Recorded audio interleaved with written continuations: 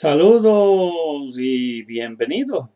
Bienvenida sea usted a este espacio de la medicina al día. Deseando que usted y los suyos se encuentren en buena salud. Mi deseo es, como dice la Biblia en Tercera de Juan, versículo 2, que tenga salud, así como prospera tu alma. El objetivo de los temas de salud que traigo a ustedes es con la finalidad de educar e informar. Como médico cristiano tomamos con mucha seriedad este espacio y todo lo que hago es a la gloria de Dios y para el bienestar de su salud física, emocional y espiritual. Soy el doctor Eliseo Núñez Estrella, recordándole que practiqué medicina general, además de la medicina alópata, también la medicina holística.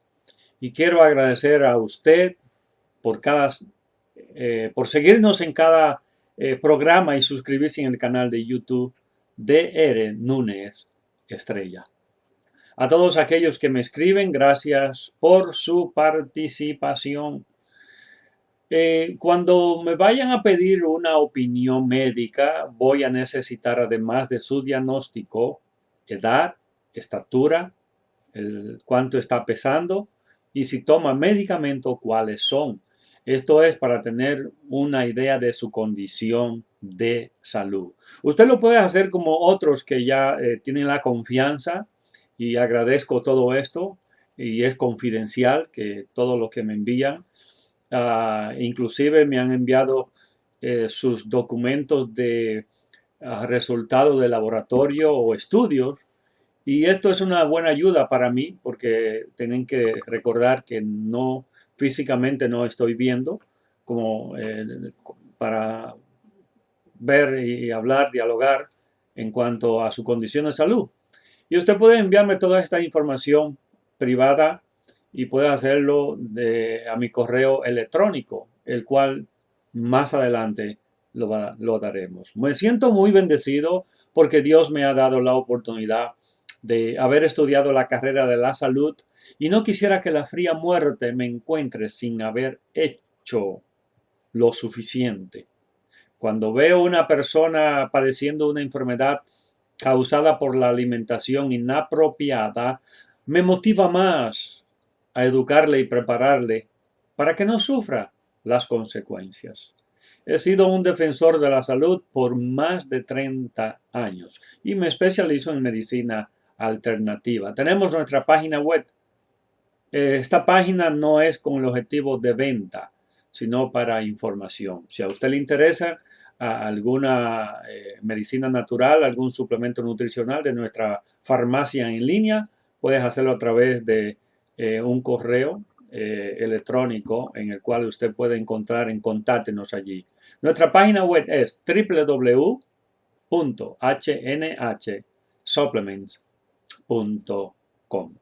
Recuerde que debe de consultar con su médico antes de usar algunas recomendaciones. Si le interesa que le hable de algún tema, alguna enfermedad, usted además de escribirlo en YouTube, puede también enviarlo a mi correo personal, drnunezestrella@gmail.com. Esto es drnunezestrella@gmail.com. Pues bien, en este espacio de la medicina al día, hablemos de resistencia a la insulina y, por supuesto, los consejos prácticos. La resistencia a la insulina es un problema de salud cada vez más común en las sociedades modernas. La resistencia a la insulina se ha convertido en uno de los grandes daños en nuestro metabolismo. Aparece cuando el organismo no responde de una forma normal a la insulina que produce el páncreas, más concretamente sus células beta. Y esto dificulta que la glucosa penetre en las células. La insulina es una hormona encargada, entre otras funciones, de controlar los niveles de glucosa en la sangre y que la glucosa llegue a las células musculares y se utilice como una de las principales fuentes de energía. También evita que se produzca glucosa en el hígado tras las comidas, así como se liberen ácidos grasos. La resistencia a la insulina consiste precisamente en la pérdida de estas funciones que he mencionado, bien por la incapacidad para ejercer estos cometidos a nivel de hígado, músculo y tejido graso, o bien por la pérdida de sensibilidad de los tejidos a la acción de la insulina. Y como consecuencia, se produce un nivel elevado de insulina en sangre, junto con niveles de glucosa elevados por la pérdida o alteración de la función esencial de la insulina. Esto condiciona una mayor producción de ácidos grasos que bloquean a su vez la acción de la insulina. Y este exceso de ácidos grasos se acumula en el tejido adiposo abdominal y esto viene siendo ya una obesidad central. También se acumula en el hígado, en lo que sería entonces una esteatosis hepática o hígado graso, y también en los músculos. Y este hecho puede ser un proceso no patológico como sucede en la adolescencia, en el envejecimiento e incluso en algunas etapas del embarazo, por ejemplo, pero está íntimamente ligado al conocido como síndrome metabólico, a lo que es la hipertensión, dislipemia, obesidad y diabetes, aunque no son sinónimos, pero por este motivo la resistencia a la insulina se considera un eslabón fundamental en el desarrollo de las enfermedades cardiovasculares, como dije a un principio, y particularmente de la diabetes tipo 2. En cuanto a la prevalencia de la resistencia a la insulina, se estima que en los hombres ronda en el 30%, mientras que en la mujer está en torno al 20 a 22%. Y esta cifra aumenta en relación directa con el incremento del perímetro abdominal como indicador de la obesidad central, llegando a afectar al 50% de los individuos con un perímetro abdominal superior a 100 centímetros. En casos concretos, como el síndrome de ovario poliquístico, 6 de cada 10 mujeres presentan resistencia a la insulina, según las estadísticas. Y estas dos situaciones queda demostrado que la obesidad y más concretamente el depósito de grasa en el abdomen es la causa fundamental de que se desarrolle resistencia a la acción de la insulina en los tejidos. Aunque en la mayor parte de los casos no se reconoce una causa concreta como responde del desarrollo de resistencia a la insulina, se han identificado algunos factores de riesgo que podrían influir en su aparición, como los factores, según los expertos, factores genéticos. En algunos estudios se han demostrado que pueden existir anormalías genéticas que condicionan que las personas con este síndrome presentan alteraciones en los propios receptores de la insulina, interfiriendo así en la conexión necesaria para ejecutar su acción una vez liberada del páncreas a la sangre y finalmente captada en los tejidos. Del mismo modo, otras teorías atribuyen a un mecanismo autoinmune la razón por la que la conexión entre la insulina y sus receptores no se lleva a cabo correctamente. Hay otros factores de riesgo que podrían influir en su aparición responsable de desarrollo a la resistencia a la insulina. También puede incluir el sexo. A pesar de que la prevalencia de este trastorno es menor en la mujer, estas cifras tienden a igualarse con la disminución de los niveles de estrógenos en la menopausia y la distribución más centralizada de la grasa corporal, aumentando el porcentaje de mujeres afectadas. Y otro factor de riesgo que podría influir en su aparición es responsable del desarrollo de resistencia a la insulina es la obesidad. La relación entre los depósitos en el abdomen y la resistencia a la insulina es un hecho demostrado. Y aquí las células grasas contrarrestan la acción de la insulina en el hígado, liberando adipoquinas mediante un proceso inflamatorio y provocan mayor producción de glucosa en este. Perpetuando un estímulo de aumento de insulina en sangre. Y estas adipoquinas juegan un papel primordial en la regulación del metabolismo lipídico y la homeostasis de la glucosa mediante acciones endocrinas sistémicas en el cerebro, en el hígado y también en los músculos. Igualmente, se va a favorecer el acúmulo de grasa en los músculos y menor captación de glucosa en ellos. Todo esto desencadena una intolerancia a la glucosa que puede desembocar en diabetes. Otro factor de riesgo que podrían influir en su aparición responsable del desarrollo de la resistencia a la insulina es la dieta. Durante los últimos años se ha relacionado el consumo de grasas saturadas y dietas ricas en sodio con el desarrollo de resistencia a la insulina, mientras que la dieta mediterránea se ha propuesto como un factor protector. También se postula que la ingesta total de caloría por día sea un factor inductor más que las propias grasas. Y recuerde que dieta no es dejar de comer, es comer saludablemente. También tenemos otro factor de riesgo, es el sedentarismo.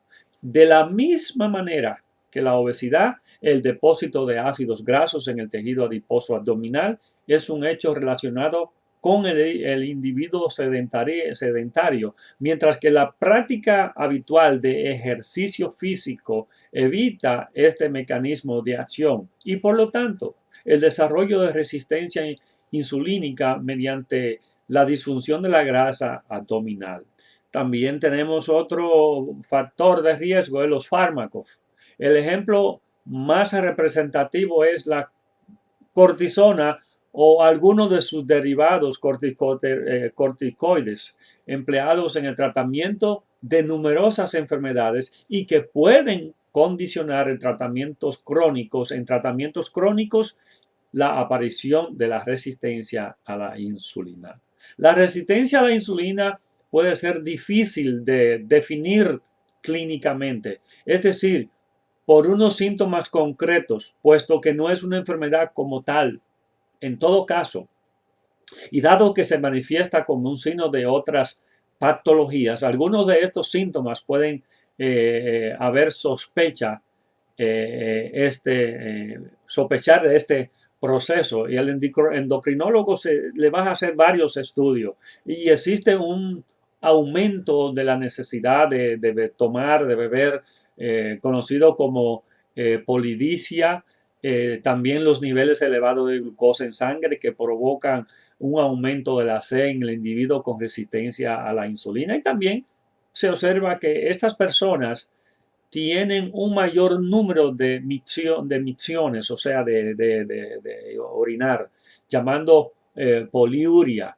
Y esto se debe también al aumento de las cifras de glucosa que inducen una mayor producción de orina. Hay una enfermedad mayor de ingerir alimentos, hay una necesidad, y particularmente azúcares o hidratos de carbono. Este proceso se explica por la incapacidad de asimilar la glucosa en los tejidos como los músculos. Y el hecho de no asimilar los azúcares en el músculo produce una sensación de cansancio generalizado, puesto que no se está proporcionando al tejido muscular la fuente de energía necesaria para funcionar adecuadamente.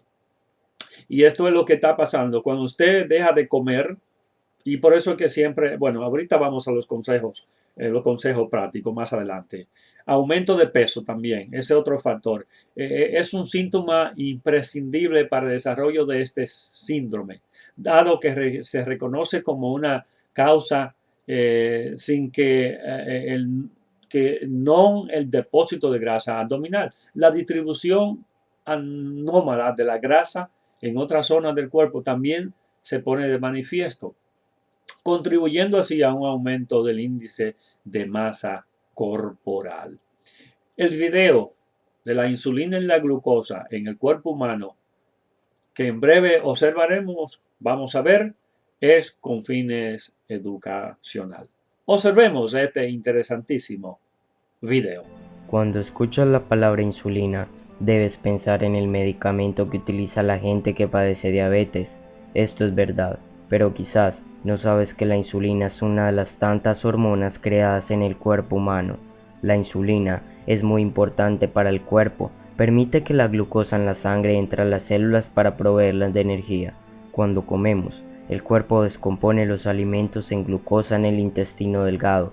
Esta es la fuente de energía para que el cuerpo trabaje, piense, haga ejercicio o pueda sanarse. La glucosa viaja por el torrente sanguíneo buscando células individuales que necesiten energía. Para que la glucosa entre a las células necesita de la insulina. La insulina es la llave que abre las células para permitir que la glucosa le entregue energía. Cuando llega, esta envía una señal a la célula para que active los transportadores de glucosa, GLUT4. Estos transportadores mueven la glucosa atravesando las paredes de la célula y entregan energía.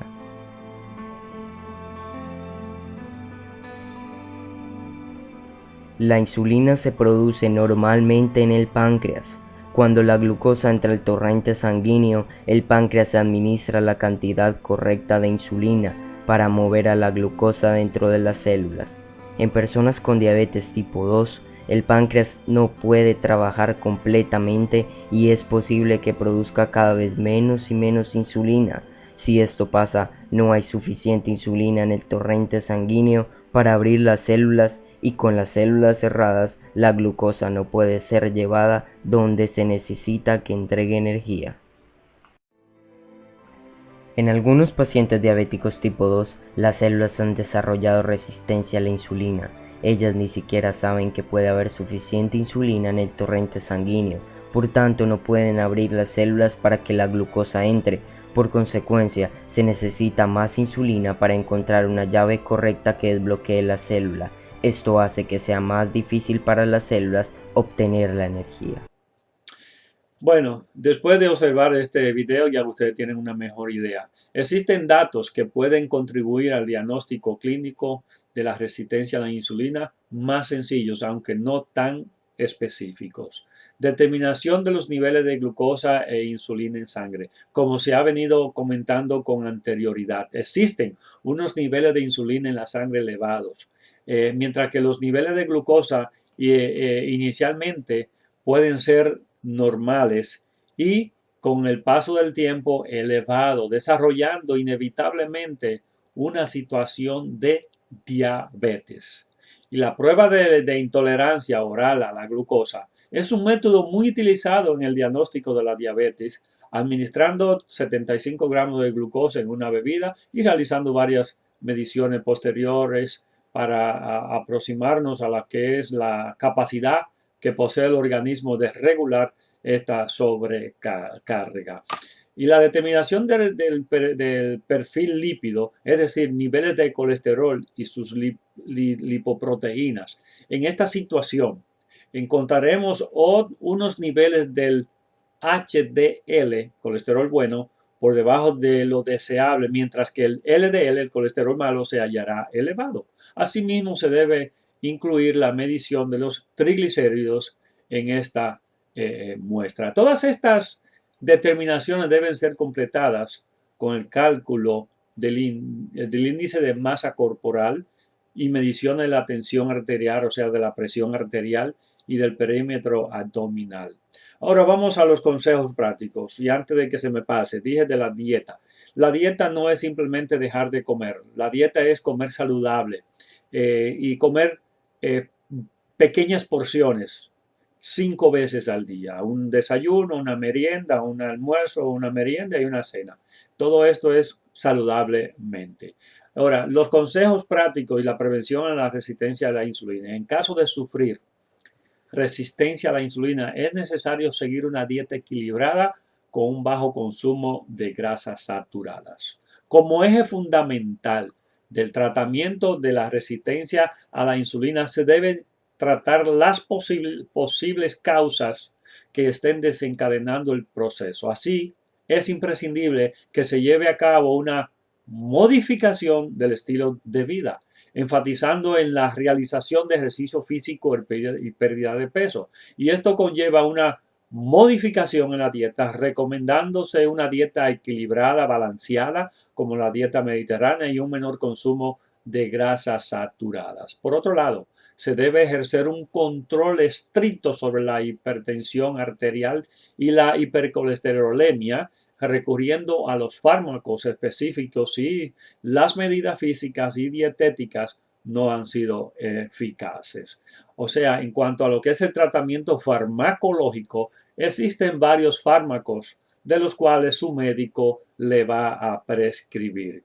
Existen nuevos proyectos sobre terapias que indicarán o indicarán directamente en la señalización de la insulina, es decir, en la mejor de las conexiones entre la insulina y sus receptores a nivel de los distintos órganos donde se produce la resistencia, en base a los mecanismos que se consideran factores de riesgo.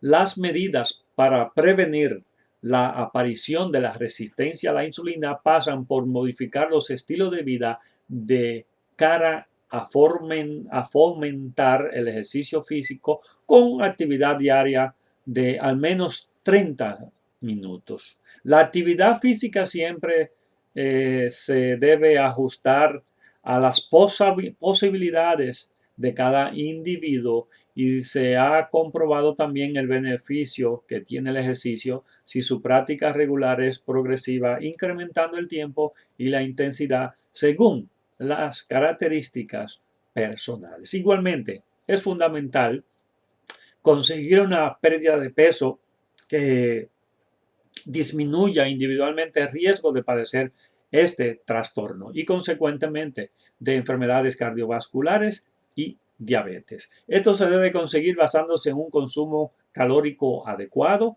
y siguiendo una dieta como ejemplo de alimentación cardiosaludable. La dieta deberá basarse en el consumo de frutas, verduras, nueces y aceite de oliva virgen, entre otros, con un consumo restringido de grasas saturadas.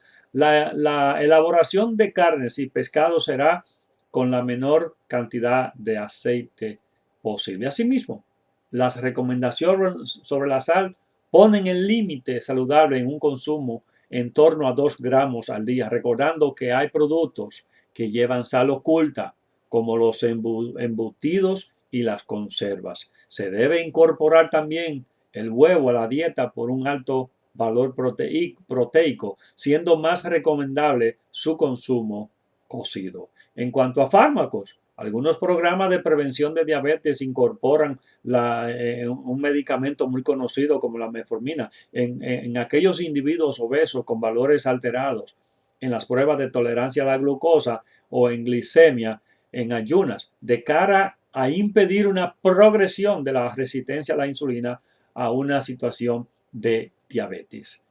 La dieta para combatir la resistencia a la insulina generalmente consiste en alimentos que son bajos en azúcar, glucosa y grasas, hierbas, especias y alimentos que son su primera línea de defensa. Y le voy a a mencionar algunos de ellos que pueden ayudarle a restaurar y mantener la sensibilidad de sus células a la insulina. El cúrcuma es un 100% eficaz para prevenir la diabetes. Además, es antiinflamatorio. El jengibre en ayunas, la glucosa de la sangre baja, según los expertos que han hecho esta prueba, en un 10.5%. La canela, ese lo es comprobado, menos de la cantidad de una cucharadita al día reduce los niveles de azúcar en la sangre. Póngale canela en polvo, a su café natural, a todo lo que usted pueda ponerle con canela. Inclusive yo he visto personas que usan manzana con canela. Pruébela, también es deliciosa. Estos son consejos prácticos. También tenemos, ¿qué otra más? La espirulina aumenta la sensibilidad a la insulina en un 225%. Todo esto es en pruebas que son los expertos. Esto no lo he comprobado. Pero sí he probado lo que es la berberina. Nosotros la tenemos como diabetes nutricional. Es tan buena como 3 diferentes medicamentos para la diabetes, inclusive para el corazón. Pruebe esto también. Es buenísima.